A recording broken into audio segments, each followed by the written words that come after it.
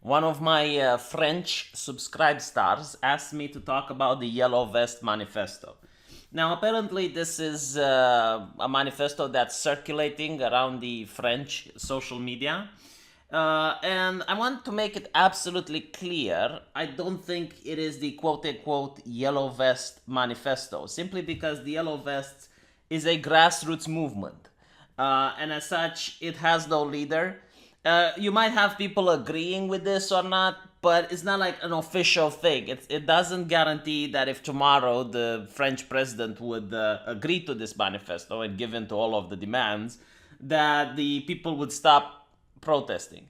You need to understand the thing about the yellow vests. I have seen people from the far left taking part in it.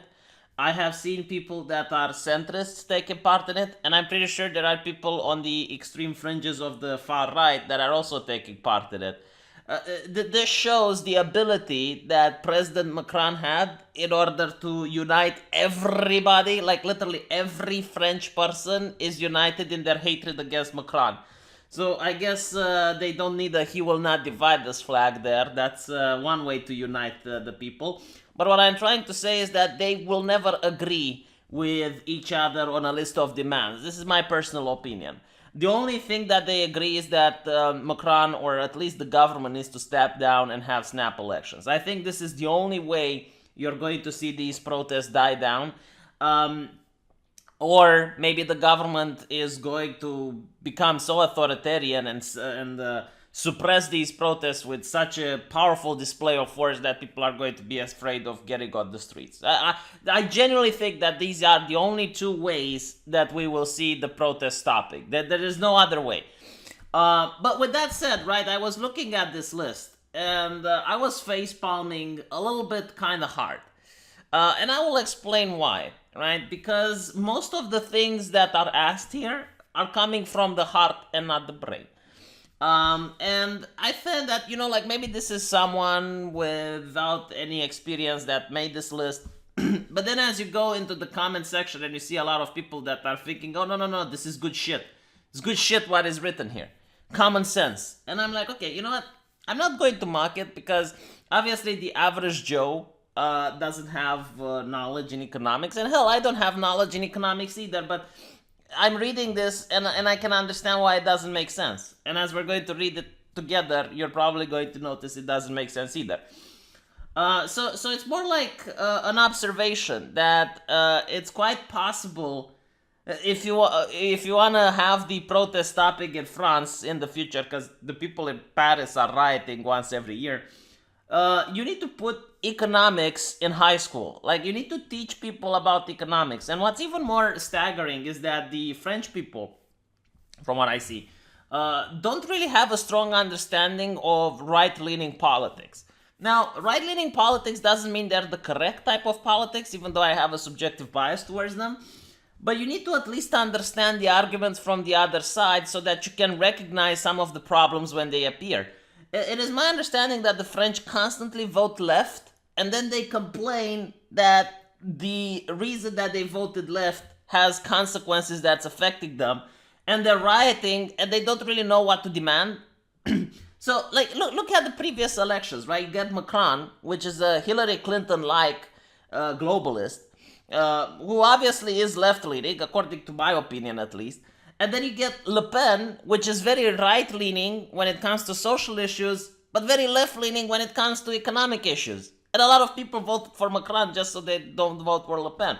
And it's, very sad when you see that the only decisions between two presidents are left-leaning people when it comes to economics. All right, let me explain what I mean by that, right? They talk about the economy, and the first thing they ask is a constitutional cap on taxes at 25%. In my opinion, this makes no sense. Because while it does sound good on paper, what's to stop the government from just making additional taxes? This is not going to fix anything by itself, right? Like, okay, you can't raise a tax on diesel more than 25, all right, but then they can have another environmental tax. Or, like some sort of fine or a fee that you need to pay to the government if you want to buy a second-hand car and shit. And they're going to still add up. So, like this in my opinion is something that needs to be framed in a different way. But then you go to the next one. Okay, so you want less taxes, that's fine. Everyone wants less taxes. I want less taxes, right? But then you go to the second one, and it's like an increase of 40% in the basic pension and social welfare. And you go to the third one, and it's like increase hiring in public sector to reestablish public services. Like, does the person who wrote this not understand that these are paid from taxes, and if you want more, you gotta pay more taxes? If you want less taxes, then you need to have less of this shit. Like, look. How can I put this in a way that I don't sound condescending? There are several ways where you can reduce the taxes and have more of a pension, for example. Like cut other public spending, cut other public expenditure. Like this could be one. But as we're going to go through the list, we'll see that they're very against cutting public spending. Like last year when the French rioted, they rioted because Macron pointed out that the transportation system, the train system in general, is costing too much because it's managed by the government, and the government manages everything poorly. And they realized that in order to repair the train system, to bring it up to speed, they would have to spend more taxes. And people who never use the train system would have to pay more from their pockets. And it's a big expenditure that the government need to constantly pay for. So they decided to cut some of the benefits that the people who work in the French railway industry have. So, for example, once you get into the French railway system, you're going to get a better pension, you're going to get better welfare, and it's guaranteed that the government won't fire you until you reach a certain age. Now, obviously, people in the private sector do not benefit from all of these, which is why probably the French love the public sector. But the thing is, like, Macron didn't even want to cut the benefits from the people who are already working. He wanted to cut the benefits of the people who are going to be hired from that day forward. And yet the French rioted because it's like, oh, I'm a public railway system and stuff. And it's like, okay, that's fine, but then you need more taxes. Like, you need to make a choice at one point. It's like a crossroad. You can't have both. Now, there is a way you can have both, actually, but in my opinion, it's also a tax. The government can print more money, right? Now, again, I'm not an economist, but I do view inflation as a sort of tax, because you get an institution that you got no control over, doesn't represent you, which is, the national bank. And what they do is that they decide to print more money. When they do print more money, the money you already have lose their value. You lose the purchasing power. Even though you get the same amount of cash like you did last month, you lost some of the purchasing power, prices go up, you still have the same amount of cash. So, in a way, indirectly, it's still a form of taxation. You're still, losing some of the money that you had previously. And the government probably likes it because they don't say that, oh, we tax people, or no, they literally are going to pay people the same amount, but in reality, it's less. I don't know if I managed to explain my view on it correctly or not, but yeah, like this would be another way that you don't increase taxes, right? And you still manage to pay an extra on social welfare. You print more money. And you're not really paying extra on social welfare because the money loses its value. Another way is to starve people to death. Like this would also be a possibility. The communists tried it.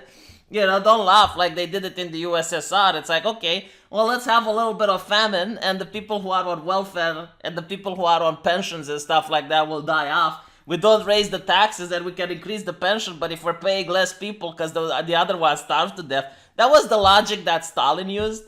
Apparently it worked. I disavow, I don't think they should do it, but this is why socialist nations do what they do. They look at the numbers, and they're very pragmatic, as they say, well, in order for the Great Leap Forward to work, comrade, we need to starve a couple of people to death, and then, we can afford our public programs. And then, again, like, increase hiring in the public sector. Like, do you not understand this raises taxes? Am I the only one who's looking at this? And I'm like, what are you actually trying to accomplish? Okay? Encourage the private sector. Make it more beneficial for companies to move in and to start businesses, and then the taxes will go down. If the public sector cuts its spending, yeah. Massive construction projects to house 5 million homeless and severe penalty for mayors, prefectures that leave people on the streets. Again, this costs money to house homeless people. Taxes, like all of these come from the heart. Like they seem really good on paper, but when you put it in front of an accountant and he looks at the numbers, he's going to look at you and go, how do you want me to do this? It's like me telling you to do this with no money, right? It's like me telling you to do this, like, build an apartment and house 10 people, and it's like, well, I don't have money. Not my problem, do it. I genuinely do not like the people who look at the government like the magic man with the wand, and it just spins the wand and shit happens. Like, this is such a immature way of viewing how the state operates. I think it's when people look at the state like some sort of nanny, that it can just do shit. It's like, yeah, the state can do shit, but it's going to be at your detriment. Like, you're going to get more taxes, or people starve to death, depending on where you are.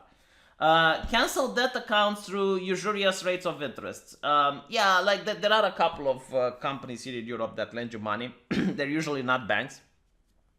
And if you're late one day on the payment, they usually charge you like incredibly amount, to the point where there are people who pay their debt 4 or 5 times over. And they're just in this cycle where they can't pay, and then boom, another interest. Horrible. Very, very predatory in nature. I think, like, if you really want them to disappear, what you need is to educate the population. Like, you would need a program. Like, it can even be a government program that warns people against signing contracts that are a detriment to them. Most likely, just teach people how to sign contracts in general, like what to look for when signing a contract, what questions they need to ask. That would be very beneficial, I think. Break up the too big to fall banks. Reseparate regular banking from investment banking. I mean, alright, I guess you want government intervention to crack down on the private sector. Like, if it's a monopoly, everyone is going to understand. But if you're just going to use arbitrary logic, the too big to fail bank, like, which one are they? And what exactly did they do that they deserve the government to crack down on them? Because here's the thing, like, even if you can justify it and you say, yeah, that's a good idea, you're going to get capital flight. Because other investors are going to be scared if the government just comes up with arbitrary reasons, because they're going to think, okay, what's next? So you're going to have banks leaving, and when you get like this capital flight, your investors are going to stop investing in your country. The economy is going to go down. Taxes are going to go up. Just politics, constitutional amendments to protect the people's interests, including binding referendums. I do think this is great. A lot of people hate democracy, but no, I think binding referendums are good. The more the better, actually. This is actually something that I learned in law school, and it was promoted by the European Union, surprisingly, a decade ago. It was like, no, referendums are the heart of democracy. Like, you do need the people to be consulted on important matters. There's nothing wrong with it. This doesn't mean that you should have like a referendum every day, but on important issues that affect the country as a whole, yeah, by all means. The barring of lobby groups and vested interests from political decision making. Get money out of politics. I fully agree with this. This is actually very important, because you get the politicians who aren't interested in representing the people and the ones that voted for them, and become very interested in making money and thinking about their donors and the fundraisers and shit. Frexit, leave the European Union to regain our economic, monetary, and political sovereignty. In other words, respect the 2005 referendum when France voted against the EU Constitution Treaty, which was then renamed the Lisbon Treaty, and the French people ignored. I think, yeah, no one is against. Like, if I'm a fan of referendums, I wouldn't be against a referendum for the French people to leave. But I don't think it's going to happen from what I've seen. Like, there isn't a strong anti-EU sentiment in France. Most French people don't mind the EU.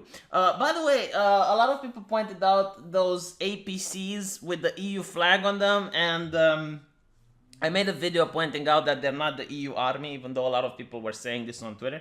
Um, and a lot of people ask, like, well, if they're not the EU army, why do they have a flag on them? Like, even NATO doesn't put its flag on the troops because they don't want to look like it's a foreign, military intervention. The thing is, those APCs were either purchased using EU money or repaired using EU money. And it's so bad for optics for the EU now that they're being used to suppress the French people.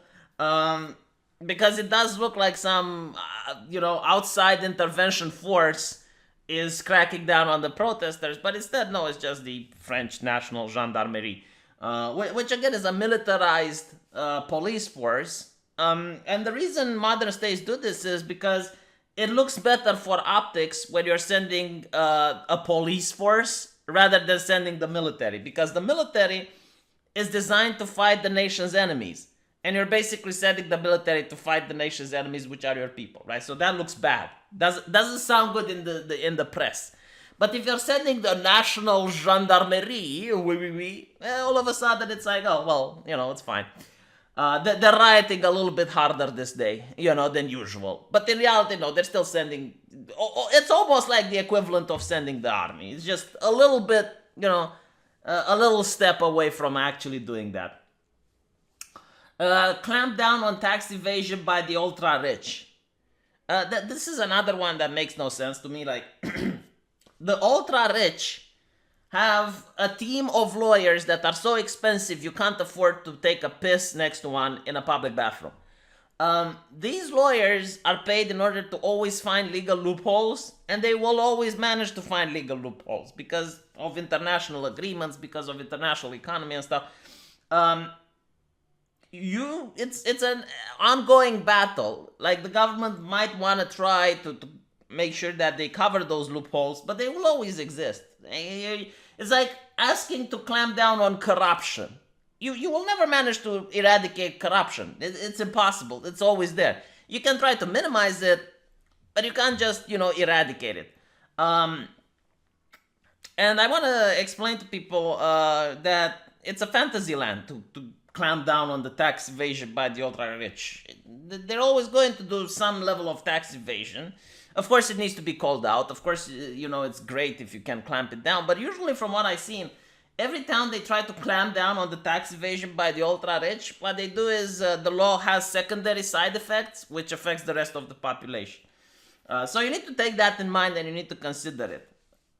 The immediate cessation of privatization and the renationalization of public goods like motorways, airports, railways, etc. So again, like you see, they want lower taxes, but they want the government to nationalize even more shit and stop privatizing them. Like, what is the problem if the airport is private? This is what I don't understand. It's like, well, does it really need to be a public good? Remove all ideology from the Ministry of Education, ending all the destructive education techniques. I don't know what type of ideology they're talking about, but yeah, I mean, I do believe that schools shouldn't teach people what to think. They should teach people how to think. And this is like, again, like written by someone that just came out of kindergarten. Quadruple the budget for law and order and put time on judicial procedure. Make access to the justice system available for all. Like, well, how much is the budget now, and why does it need to be quadruple? Like, why not ask to make a study on the allocation of budget to law and order, like an audit or something, and then decide if it needs to be increased? Because maybe the budget is fine. Maybe the allocation of forces is poorly, like you got in Britain, for example. You got like, 10,000 people in the police force allocated to fighting cybercrime online, like hate speech laws and shit like that. And yeah, like you can have a poor mismanagement of forces and the budget can still be fine. You want to quadruple the budget, you're going to pay more taxes. Like, maybe there's another way, I'm just saying.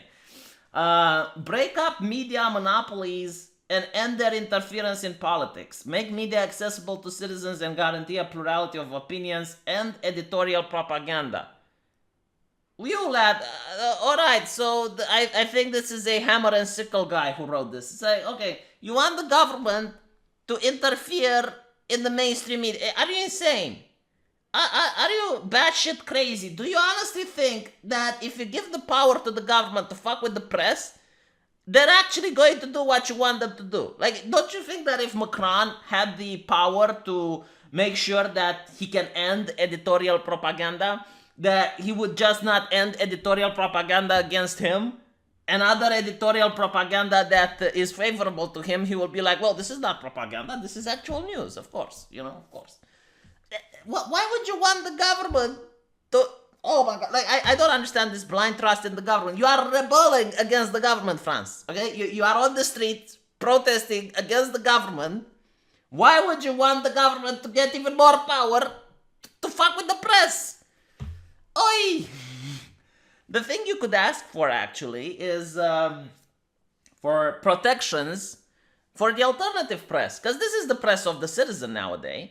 To make sure that an internet bill of rights is made, to make sure that people can't just be banned from social media without reason, like they would be able to have some form of appeal, or you can make all this type of legislation that's more left-leaning. Like I'm a centrist. I have some left-leaning policies in mind.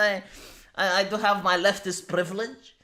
Yeah, I mean, I do agree that there can be things done, but no, don't let the government have access to fucking with the mainstream media, because it's not going to go your way. Like a perfect example, the BBC, right? The reason the BBC exists is because they thought that if it's going to be the people's news station, right? Because if people pay taxes for it, then clearly the BBC will be objective and it's not going to be financially motivated to present news any other way. It's going to be politically neutral. How the fuck did that end up? Is that something that you want to encourage? Because it uses the same logic. Yeah, people pay taxes and therefore people own it. Guarantees citizens' liberty by including in the Constitution a complete prohibition on state interference in their decision concerning education, health, and family matters. Like, again, they're contradicting themselves. Like, they want public education, they want public health. Okay, family matters, we can remove it from the table. But they want public education and public health. So, of course, the government is going to interfere in education and health if it's public. Health and environment. Oh my god, okay.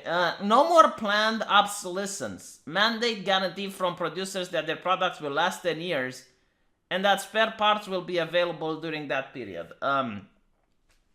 There's a lot of laws that allegedly are supposed to improve the environment, but in reality they crack down on competitors to big companies. For example, let's say I start my new company right now, okay? And let's say I'm competing with Ford. Well, what they can do is they make an investigation on what parts I use, and then they declare one of the parts that I use to be not environmental friendly. And they say I need to change it. Now, if I can't make the change because I can't afford it because I'm an upstarting company, I go bankrupt. And the way they ask for that change is because, oh, well, we're protecting the environment and shit. Another great way is making sure that people don't buy second-hand cars, because the car company, when it makes the purchase when it sells the car. And if people buy second-hand, they don't give the money to the car company again.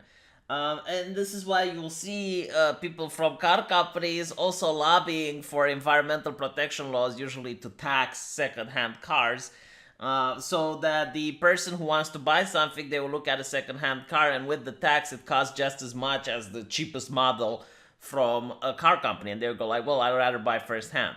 Right? So, like a lot of environmental taxes are not actually for the environment. That's how they're being sold to the public. That's what they claim that they're trying to achieve. When in reality, most corporations make lobby in order to pass environmental taxes, and it doesn't make any sense if you think about it. Like, corporations are the biggest polluters. Ban plastic bottles and other polluting packaging. Is this really one of the demands you want to go with? Like, people are out on the streets burning Paris. Like, why? Plastic bottles. Fuck me. This just shows that this whole thing is made by a leftist. It's just my opinion, but alright, moving on. Weaken the influence on big pharma, on health in general, and hospitals in particular. How? What influence are you talking about? And how can it be limited? This is like fuck big corps. Okay, right. Ban on GMO crops, carcinogenic pesticides, endocrine disruptors, and monocrops. Like, all right. Reindustrialize France. So in the post-industrial era, you want to reindustrialize? Is this a thing? I guess like we're into the era of automatization, where everything is automatic and done by robots, and you want to bring back the industry? Like, my brain. Oh, okay, fine. Foreign affairs. End France's participation in foreign wars of aggression and exit from NATO. Whoa. Like NATO actually brought peace in Europe. There hasn't been a war since the Cold War. Like, no one wants to attack a European country. An attack on one is an attack on all. And you want to exit. I mean, the thing is, like, obviously France is not going to be invaded by the Russians or the Turks or the Chinese anytime soon. Well, not the Turks, because they're also in NATO. But you're going to weaken the system as a whole. It's like if France leave and a couple of other nations leave, then, well, there's no point in NATO. But anyway. Cease pillaging and interfering politically and militarily in Francafrique, which keeps Africa poor. Immediately repatriate all French soldiers. Establish relations with African states on an equal peer-to-peer basis. There's actually a very good video that I made where it shows an African leader complaining about French foreign aid. And they're like, we don't need handouts from the French. We need to learn to build our own economy and that type of shit. But, while the gesture is nice and you can say, well, we need to pull out of Africa, that doesn't mean that Africa is going to be free. You still have the Chinese and the Saudi Arabians that are there. I mean, just saying, like if you really want to help, you should bring capitalism to these people, ideologically at least. Again, like this is made from the heart. It just feels good if France pulls out, and it pulls out of NATO as well. Like if France has no more influence on the international scale and can't have any more influence on the international level, surely it's going to be great. Especially if they want to leave the EU and they want to leave NATO as well, while the EU wants an army. Clearly, what can go wrong? Prevent migratory flows that cannot be accommodated or integrated given the profound civilizational crisis we are experiencing. Like this is very interesting. Again, like very left-leaning on social issues, on economic issues, and right-leaning on social issues. Scrupulously respect international law and the treaties we have signed. Well, you see, the problem is that most of the international law and the treaties you have signed go against most of the things that you're requesting in this manifesto. I mean, a lot of environmental taxes come from the fact that you have signed a lot of agreements, not to mention the latest UN agreements where migration is a human right. I don't know if France is going to sign it or not. With Macron at its leadership, at its helm, they're probably going to sign it, I think. I need to follow this through, but yeah, like a lot of international treaties are going to have internal legislation, legally binding legislation, especially not in the case of the one with the migration, but and yeah, some of the legislation that they have go against your list of demands. So yeah, I mean, this is what I think about this. Obviously, the person who wrote this probably has the right heart, and they like the things they want to post, but it's not feasible. It's not realistic. You can't have what you want. Like, reality comes in the way of what you're asking. You need to decide: higher taxes and lower public spending, or bigger public spending and higher taxes. Do you want to have your control of your borders, or do you want to respect international law and the treaties you have signed? The EU is one of such treaties, by the way. Do you want France to be independent nation, or do you want it to have a weak military and not follow its foreign economic policies? You need to make these decisions. You can't have both. So this is what I think. Again, like I'm looking at the comment section, and a lot of people think that this is good shit. I don't want to have this video as mean-spirited. I don't want it to seem like I disagree with the things. It's just that I don't see how you can realistically accomplish them unless you make concessions to some of the things you want. Anyway, let me know what you think, and looking forward to reading from you guys in the comment section.